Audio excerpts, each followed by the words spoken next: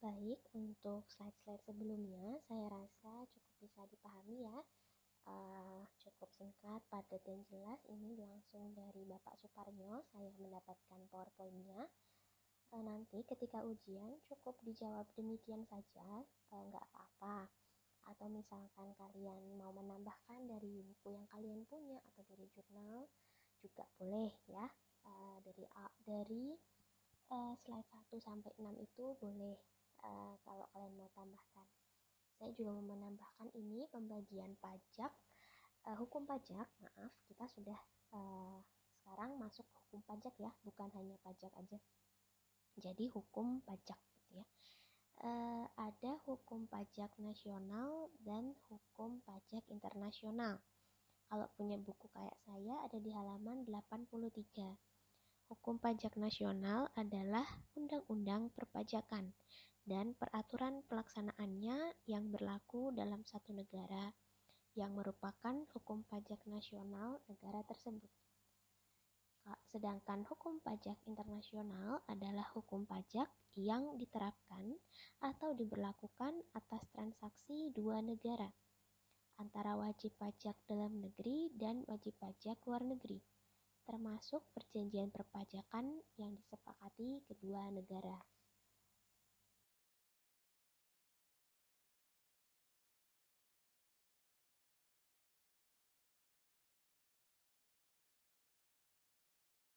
Oke, kalau di slide sebelumnya, adik-adik atau teman-teman menemukan kata huruf ya, WP itu adalah singkatan dari wajib pajak gitu ya.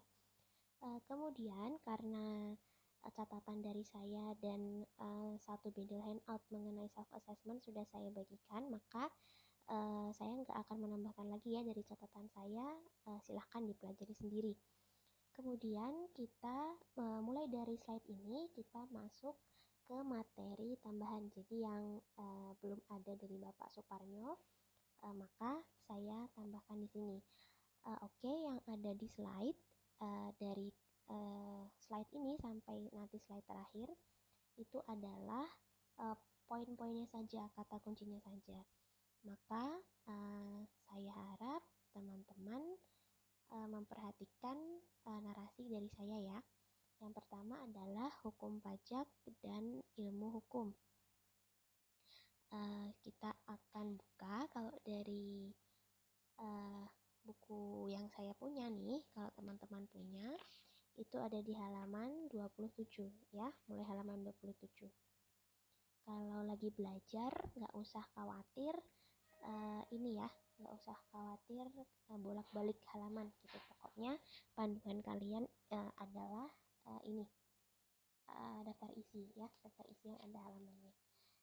Yang pertama hukum pajak dan ilmu hukum masuk. Yang pertama adalah bagian dari hukum publik, dan yang kedua adalah Undang-Undang 1945 pasal 23A. Oke, maaf, saya ralat ya, bukan halaman 27 dulu, tapi kita ke halaman 2 dulu, nanti nyambung ke 27 soalnya. Halaman 2 ya, halaman 2 biasa. Poin pertama adalah bagian dari hukum publik. Hukum pajak bagian dari hukum publik, mengatur yang berkenaan dengan bagian administrasi pemerintahan, yaitu ketentuan yang mengatur administrasi pemungutan pajak oleh negara dari rakyat sebagai kewajiban warga negara di satu sisi, dan tata cara pemenuhan kewajiban kenegaraan membayar pajak. Sifatnya memaksa oleh warga kepada negara. Maka pajak sebagai bagian dari hukum publik merupakan bagian dari bidang tata usaha negara. Secara keilmuan tergolong ke dalam ilmu administrasi atau ilmu tata usaha negara. Poin kedua, Undang-Undang 1945 pasal 23A. Pajak adalah pajak beserta pungutan lainnya yang bersifat memaksa untuk keperluan negara itu berdasarkan pada undang-undang ya. Sekali lagi ini adalah kaitannya dengan ilmu hukum ya, hukum pajak dan ilmu hukum. belum menjurus pada jurusan hukum apa itu belum. Jadi ilmu hukum dulu secara general. Oke, ini baru masuk ke halaman 27 ya. Jadi memang loncat-loncat tapi nggak apa-apa. Kemudian hubungan hukum pajak dengan hukum TUN, hukum tata usaha negara. Bisa dilihat dari subjek, objek, dan sengketa. Yang pertama, subjek. Subjek hukum pajak berbeda dengan hukum administrasi atau hukum tata usaha negara. Subjek hukum pajak adalah wajib pajak yang disingkat WP, dan subjek hukum tata usaha negara adalah pejabat tata usaha negara. Objek hukum pajak yang kedua adalah peristiwa-peristiwa perdata, bisa bisnis, bisa perbuatan, bisa keadaan, berupa kekayaan dan bersifat materi. Sedangkan objek dari hukum tata usaha negara adalah keputusan administrasi, bersifat sah tidaknya administrasi atau putusan pejabat negara. Yang ketiga, sengketa administrasi merupakan kompetensi dari Pengadilan Tata Usaha Negara dengan hukum acara Pengadilan Tata Usaha Negara. Sedangkan sengketa pajak merupakan kompetensi absolut Pengadilan Pajak dengan hukum acara berdasarkan ketentuan umum perpajakan, dan pengadilannya sendiri disebut dengan pengadilan pajak. Kalau dalam ilmu peradilan ya, ilmu acara pengadilan pajak itu termasuk dalam peradilan khusus. Oke, sebelumnya saya minta maaf ya kalau audionya agak naik turun karena satu dan lain hal ya, kendala teknis, tapi sepertinya masih bisa terdengar dan saya harap masih bisa terdengar. Oke, kita lanjut hukum pajak dengan hukum perdata. Objek dari hukum pajak sebagian besar adalah peristiwa-peristiwa perdata, seperti transaksi bisnis, tukar-menukar, sewa-menyewa, perjanjian, kerjasama, dan sebagainya. Oleh karenanya, dalam pelaksanaan kewajiban perpajakan yang terkait dengan peristiwa perdata tersebut, masih melekat sifat perdata, yaitu berlakunya prinsip kompromi atau mediasi antara fiskus dengan wajib pajak. Contohnya, perusahaan yang kesulitan membayar pajak secara tunai itu dapat diselesaikan masalahnya melalui mediasi kompromi. Contohnya hasilnya tuh bisa dari kompromi itu, hasil kompromi adalah perusahaan sebagai wajib pajak dapat melunasi pajaknya dengan cara mengangsur atau menyicil dengan dikenakan sanksi perdata berupa bunga 2% per bulan atas pajak yang belum dibayarkan. Itu adalah contoh dari prinsip kompromi. Hukum pajak dengan hukum pidana. Atas pelanggaran hukum pajak dapat diancam dikenakan sanksi pidana berdasarkan pasal 38 dan 39 Undang-Undang Nomor 6 Tahun 83. Tentang apa silahkan dicari sendiri ya. Dengan tegas mengatur bahwa tidak membuat atau tidak menyampaikan SPT atau tidak mendaftarkan untuk memperoleh NPWP yang berdampak menimbulkan kerugian negara diancam dengan hukuman pidana. Penyelesaiannya bukan ke pengadilan pajak, tapi setelah dilakukan penyidikan sesuai ketentuan, selanjutnya dilimpahkan untuk diadili di pengadilan umum sesuai dengan KUHP. Sanksi pidana pajak lebih berat dari sanksi pidana umum. Setiap yang diputus dengan sanksi pidana, sekalipun hanya dihukum 6 bulan atas pajak terhutang yang belum dibayar, dikenakan denda minimal 200% dan maksimal 400%. Denda tambahan tersebut bukan hukuman subsidiar yang dapat diganti dengan penjara, tetapi denda yang mutlak harus dibayarkan. Sanksi pidana pada hukum pajak merupakan upaya terakhir, yaitu ultimum remedium, sebab masih diutamakan untuk memperoleh pembayaran dari wajib pajak. Wajib pajak yang dipidana itu sebenarnya mempengaruhi jalannya perusahaan yang dia miliki, berdampak pada pembayaran pajak selanjutnya, dan menambah beban APBN melalui biaya lembaga pemasyarakatan. Di lain pihak, penerimaan pajak akan berkurang. Maka tersangka pidana yang sudah lengkap penyidikannya pun, sepanjang belum dilimpahkan ke pengadilan, Menteri Keuangan berhak untuk meminta Jaksa Agung menghentikan penyidikannya, sebab denda harus dibayarkan sesuai ketentuan 200% dan 400% tersebut. Hukum pidana penjara hanya ditempuh untuk tujuan deterrent effect, DETTERENT effect, EFFECT, deterrent effect, atau karena pilihan wajib pajak yang tidak bersedia membayar denda. Tujuan dan fungsi ilmu hukum pajak mohon diperhatikan karena cukup panjang ya. Tujuan ilmu hukum pajak adalah untuk mengetahui ketentuan mengenai pajak sebagai kewajiban kenegaraan yang meliputi 1. Sistem pengelolaan perpajakan yang adil, berkepastian hukum, dan berkemanfaatan. 2. Hak dan kewajiban kenegaraan di bidang pajak serta kedaulatan rakyat di bidang pajak. 3. Cara pemenuhan kewajiban perpajakan sebagai sumber penerimaan negara, dan keempat, alat untuk mewujudkan keadilan dan stabilitas perekonomian. Penggunaan pajak sesuai dengan fungsi budgeter adalah fungsi budgeter itu fungsi anggaran ya, adalah untuk penerimaan negara yang dimanfaatkan untuk penyelenggaraan pemerintahan, pelayanan, dan pembangunan dalam meningkatkan kecerdasan dan kesejahteraan rakyat. Melalui dan berdasarkan hukum yang berlaku, hukum pajak dapat menentukan ke arah mana apa yang terjadi dan terwujud dalam bagaimanakah di masyarakat itu hukum pajak yang berlaku. Bahasa Inggrisnya a tool of social engineering. Itu dikemukakan pertama kali a tool of social engineering itu dikemukakan pertama kali oleh Ross Coupon ya. Jadi ternyata itu juga yang dianut oleh hukum pajak seperti itu. Ross Coupon tulisannya ROSCOE spasi POND. Lalu sebagai penutup slide ini, karena pajak sebagai kewajiban kenegaraan yang menjadi beban wajib pajak dan pembayaran pajak tidak terkait dengan imbalan secara langsung, maka keadilan dalam hukum pajak adalah keadilan legalitas.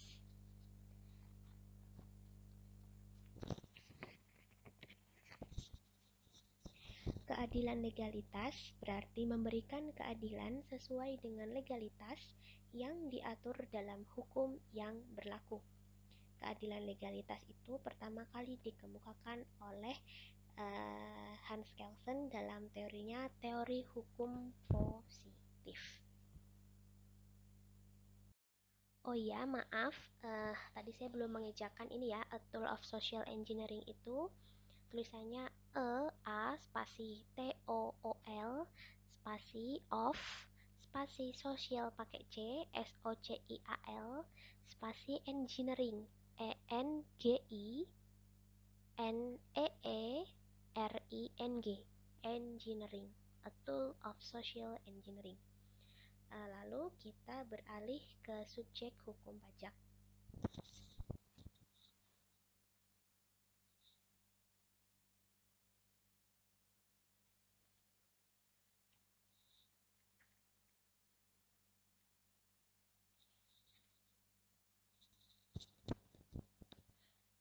Subjek hukum pajak itu ada dua, yaitu orang pribadi dan badan. Orang pribadi yaitu setiap orang yang tidak cacat hukum, yang berhak tetapi tidak berkewajiban hukum sejak lahir sampai meninggal dunia. Badan yaitu perikatan atau gabungan beberapa orang atau badan yang terorganisir dan mempunyai tujuan tertentu yang mempunyai hubungan hukum. Itu pengertian secara secara umumnya. Lalu kalau dalam hukum pajak, orang pribadi artinya bertempat tinggal menetap di dalam negeri, di dalam Indonesia. Badan hukum artinya badan yang didirikan dan bertempat kedudukan di dalam negeri. Ada dua pembagian badan hukum. Yang pertama, menurut hukum perdata, syaratnya kumpulan orang atau badan terorganisir dan mempunyai tujuan tertentu serta mempunyai kekayaan yang dipisahkan. Jadi kekayaan untuk perusahaan dan kekayaan pribadinya terpisah. Yang kedua, badan atau badan hukum berbentuk lain yang mempunyai atau memenuhi hak dan kewajiban hukum yang tidak harus ada kekayaan yang dipisahkan. Contohnya CV, CV ya, bahasa Inggrisnya CV, firma, koperasi, yayasan, kemudian perkumpulan atau persekutuan sosial, juga bentuk-bentuk ikatan kerjasama untuk tujuan tertentu. Wajib pajak. Wajib pajak adalah subjek hukum pajak yang memenuhi persyaratan subjektif dan objektif dan mempunyai hak dan kewajiban di bidang perpajakan. Yang pertama, orang pribadi, berarti berdomisili di dalam negeri, kecuali wanita kawin yang tidak bisa harta maka diwakili suami. Warga Indonesia yang tinggal lebih dari 183 hari di luar negeri yang tidak mempunyai penghasilan di Indonesia. Yang ketiga, orang yang telah wafat mempunyai warisan yang belum terbagi sebagai subjek pajak pengganti. Jadi 3 poin tadi adalah perkecualian wajib pajak orang pribadi. Kemudian yang kedua, wajib pajak badan. Yang pertama, badan hukum sesuai ketentuan hukum perdata perikatan satu atau lebih orang atau badan yang ada tujuan hukumnya terorganisasi dan mempunyai kekayaan yang dipisahkan. Poin kedua, kerjasama antara lebih dari satu orang atau badan untuk tujuan ekonomi atau tujuan hukum tertentu. Contohnya konsultan atau advokat yang join bersama. Ini berhubungan dengan poin ketiga, joint operation atau kerjasama operasi bahasa Indonesianya. Kerjasama antara dua orang atau badan atau lebih yang sifatnya sementara untuk melaksanakan suatu proyek tertentu sampai selesai. Kerjasama tersebut tidak bermaksud membentuk badan hukum baru. Gitu ya. Kemudian kita lanjut ke next slide. Objek hukum pajak pada umumnya adalah peristiwa-peristiwa perdata atau perbuatan, kejadian, dan keadaan yang menimbulkan objek yang menurut hukum pajak material harus dikenakan dan dipungut pajak terhutang atas peristiwa, perbuatan, atau keadaan tersebut. Meliputi yang pertama, peristiwa perdata, yaitu transaksi bisnis, perjanjian, kontrak kerja, kerjasama bisnis, kerjasama usaha jasa, perikatan, merger, akuisisi, usaha, pertukaran, penyertaan modal, dan lain-lain. Tadi contoh-contohnya peristiwa-peristiwa perdata. Yang kedua, peristiwa-peristiwa hukum atau hubungan hukum yang menimbulkan objek pajak. Yang pertama, perbuatan atau tindakan meliputi pemindahan, peralihan, atau pertukaran aset, kekayaan, hak, dan tanggung jawab. Yang kedua, kejadian atau peristiwa, timbulnya hak atas harta warisan karena pewaris meninggal, penghasilan atau perolehan bukan karena hubungan kerja, contohnya gratifikasi, hadiah, penghargaan. Dan yang ketiga, menyatunya aset atau kekayaan karena kawin dan pemecahan atau hilangnya aset kekayaan karena cerai dan karena keputusan hukum atau pengadilan. Kalau kecepatan, adik-adik teman-teman bisa gunakan fitur playback speed ya di YouTube. Cari di Google gimana caranya ngeset playback speed di YouTube ya. Jadi bisa dilambatin, bisa dicepetin gitu ya. Kemudian masih di nomor 2, poin ketiga. Keadaan bertambahnya kekayaan karena satu, kekayaan yang berasal dari penghasilan dari sumber dalam bentuk apapun, baik dengan sah atau tidak, seperti pertambahan kenaikan nilai alami. Yang kedua, bertambahnya konsumsi dengan atau tanpa pengeluaran atau biaya. Dan yang ketiga, berkurangnya hutang dengan atau tanpa pelunasan. Oke, playback speed itu tulisannya PLAYBACK spasi SPEED, playback speed ya, bisa di Google sendiri-sendiri. Kekhususan hukum pajak Indonesia. Sebelumnya ini ada tambahan, kekhususan hukum pajak dibandingkan hukum lain Itu sebelum masuk ke kekhususan hukum pajak Indonesia ya. Itu ada 2 poin. Yang pertama, pengertian berdasarkan undang-undang dan diatur dengan undang-undang. Segala tentang pajak yang memuat kata-kata berdasarkan undang-undang berarti pengenaan pajak sesuai dengan amanat undang-undang, dengan ketentuan yang diatur berdasarkan hierarki sumber hukum perundang-undangan sebagaimana diatur dalam Undang-Undang Nomor 10 Tahun 2004 Junto Nomor 12 Tahun 2011. Pajak diatur dengan undang-undang, yaitu ketentuan pengenaan pajak ditetapkan dengan undang-undang. Apabila undang-undang menyebut pengaturan lebih lanjut diatur dengan peraturan pemerintah atau peraturan lain, maka peraturan pemerintah dan peraturan lain tersebut mempunyai kekuatan berdasarkan undang-undang. Karena tanpa adanya peraturan pemerintah atau peraturan pelaksana tersebut, maka undang-undang tidak dapat dilaksanakan. Lalu yang kedua, hubungan hukum pajak formal dengan hukum acara lain. Hukum pajak formal. Yang pertama, prosedur tata cara mulai dari kewajiban mendaftarkan diri sampai terbitnya ketetapan pajak pedomannya Undang-Undang Nomor 6 Tahun 83.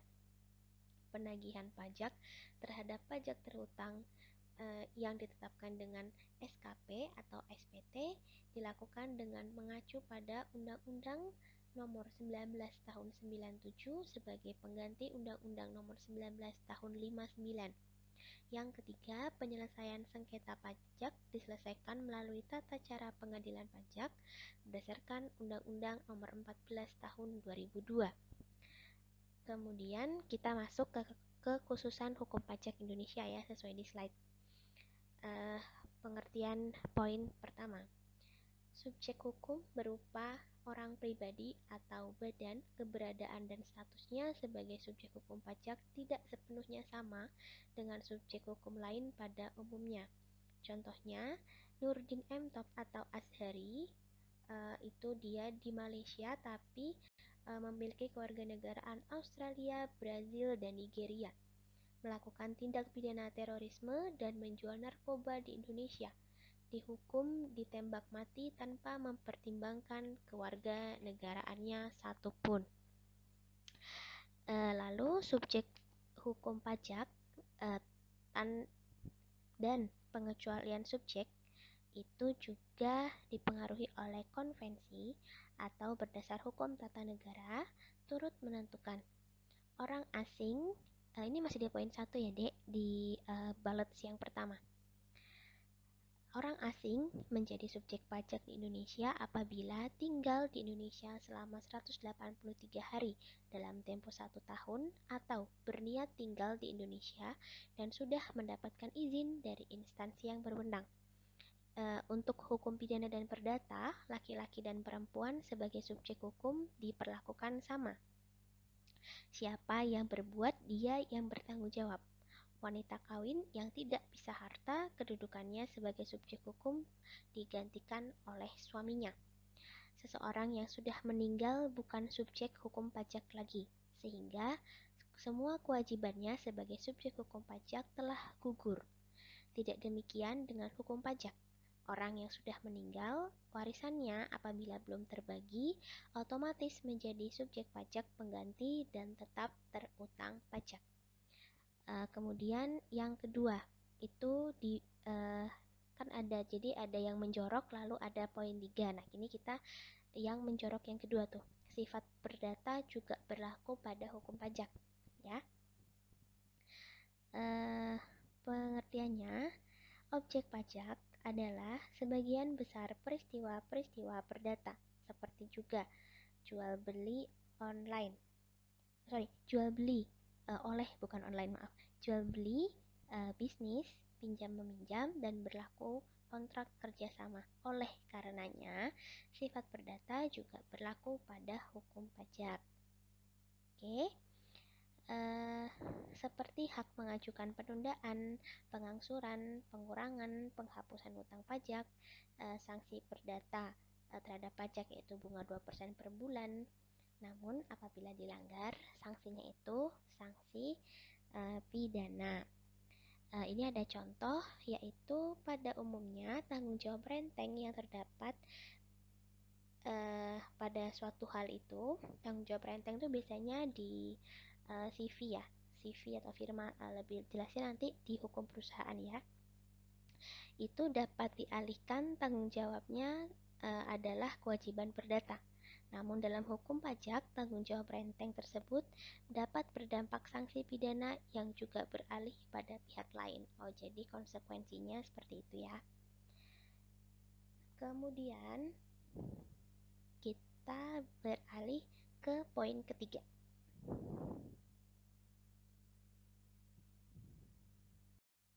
Oke, maaf karena ternyata tadi audionya kekat ya, recordingnya. Jadi untuk poin ketiga, recordingnya saya masukkan ke sini aja. Itu mengenai hukum publik ya. Hukum pajak adalah termasuk hukum publik dengan mengacu pada pasal 24 UUD 45, tergolong dalam lingkup hukum tata usaha negara.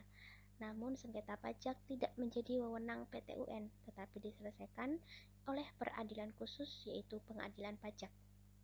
Yang keempat, pelanggaran administrasi juga dapat dikenakan sanksi pidana. Ini juga di slide sebelumnya ya, penjelasannya di sini. Sanksi pidana perpajakan lebih berat dari sanksi pidana pada umumnya, sehingga yang terkena pidana pajak harus ditambah membayar denda minimal 200%, maksimal 400%. Ini sudah dijelaskan tadi. Kemudian ada beberapa adagium yang berlaku pada hukum pada umumnya, namun tidak berlaku pada hukum pajak sepenuhnya. Nah, ini mulai di slide ini. Yang pertama mengenai asas praduga tak bersalah. Asas praduga tak bersalah tidak sepenuhnya berlaku, tapi yang berlaku secara penuh adalah asas praduga benar. Pajak terutang yang tidak disetujui, yang diajukan keberatan atau banding ke pengadilan pajak, sekalipun keberatan belum ditetapkan dan atau banding belum diputus ke pengadilan, tetap dapat dilakukan eksekusi penagihan paksa.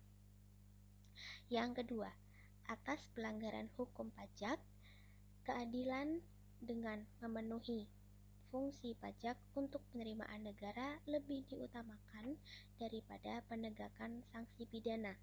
Dasar hukumnya pasal 44B Undang-Undang Ketentuan Umum Perpajakan, pasal 8 ayat 3 Undang-Undang yang sama, dan pasal 13A Undang-Undang yang sama.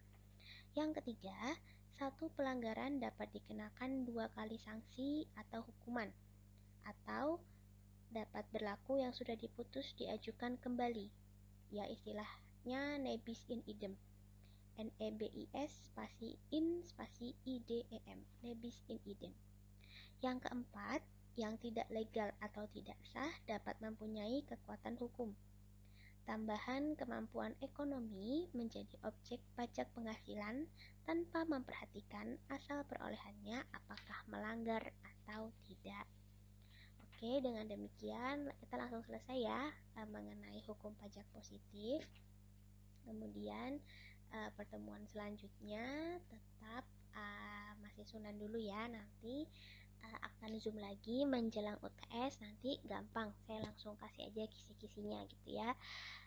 Ini walaupun narasinya panjang, tapi nanti penjelasan di ujian cukup singkat padat jelas aja. Misalkan ini kan tadi yang 2 slide terakhir nih banyak ya, cukup panjang. Saya nanti paling kalian boleh pilih mau paling disukai yang poin mana. Paling nanti saya cuma suruh tuliskan tuliskan 3 saja kekhususan hukum pajak Indonesia kayak gitu. Udah gitu aja kan, jadi dari sekian banyak kalian bisa pilih 3 saja yang kalian suka, boleh yang pendek-pendek, boleh yang panjang-panjang, terserah, pokoknya sesuai sama yang sudah saya ajarkan. Begitu. Kemudian untuk nanti bulan puasa tetap ada ya, tetap lewat Sunan aja dulu, walaupun jamnya tuh lebih pendek ya kalau misalnya kalian kuliah di kampus, tapi kan di rumah, jadi mungkin ditonton dulu 5 menit lalu kalian ibadah, nanti bisa lanjut lagi nanti ketika waktunya sudah senggang gitu, ditonton besoknya boleh, ditonton sebelum tidur boleh gitu ya, saya nggak maksa, pokoknya didengarkan aja gitu.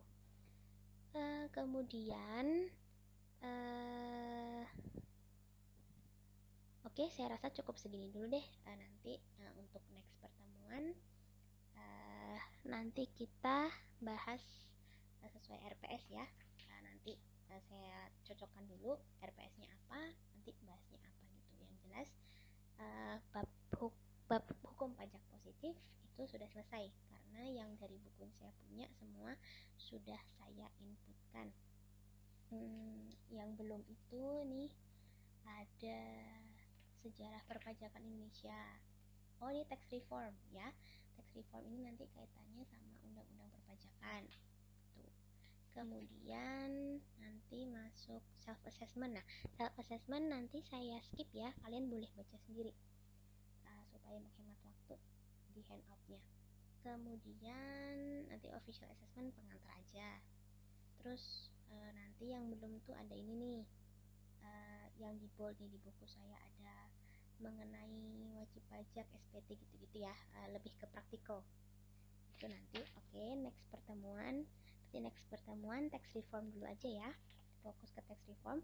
Tax reform ada di catatan saya, kalian bisa cari tuh, di situ ada penjelasan singkatnya tax reform yang ada panah-panah tahunnya dan hasilnya apa, itu ada di catatan saya. Kemudian tax reform self assessment. Nanti saya masukinnya berarti tax reform sama fiscal policy ya, karena itu biasanya sepaket. Tax reform sama fiscal policy itu sepaket. Tax reform itu dalam rangka melaksanakan fiscal policy itu. Kemudian nanti saya itu pertemuan selanjutnya ya, pertemuan ke depan berarti kita akan membahas sejarah perpajakan Indonesia, tax reform, dan fiscal policy kayak gitu. Oke, selamat belajar, selamat memahami materi, cukup pahami yang menjadi porsi kalian saja. Nanti saya pasti kasih yang soal yang nggak menyusahkan gitu ya. Sebutkan 3 saja gitu, jelaskan 2 saja kayak gitu, nggak akan sebanyak-banyak apa. Nanti saya juga akan koordinasi sama Bapak Suparnyo, Bapak Dr. Suparnyo, materi UTS-nya sampai mana gitu ya. Nanti juga pasti akan saya kasih kisi-kisi, misalnya kita nggak sempat Zoom karena mungkin apabila nanti Zoom-nya itu memakan waktu atau saya ada kegiatan lain gitu ya. Nanti pasti kisi-kisinya saya ketikkan lalu saya share ke Dek Syafi'i ya, ke ketua kelas gitu. Oke, kisi-kisinya silahkan dicari jawaban sebaik-baiknya dan nggak usah copy paste satu sama lain ya, nggak usah tanda kutip gaya nge-share udah dapet jawaban apa di-share ke grup, di-share ke teman-temannya, nggak usah ya. Pada akhirnya skripsi ujung-ujungnya kalian sendiri-sendiri ya, nggak usah uh, apa saling ngeribetin teman satu sama lain, nggak usah gitu ya.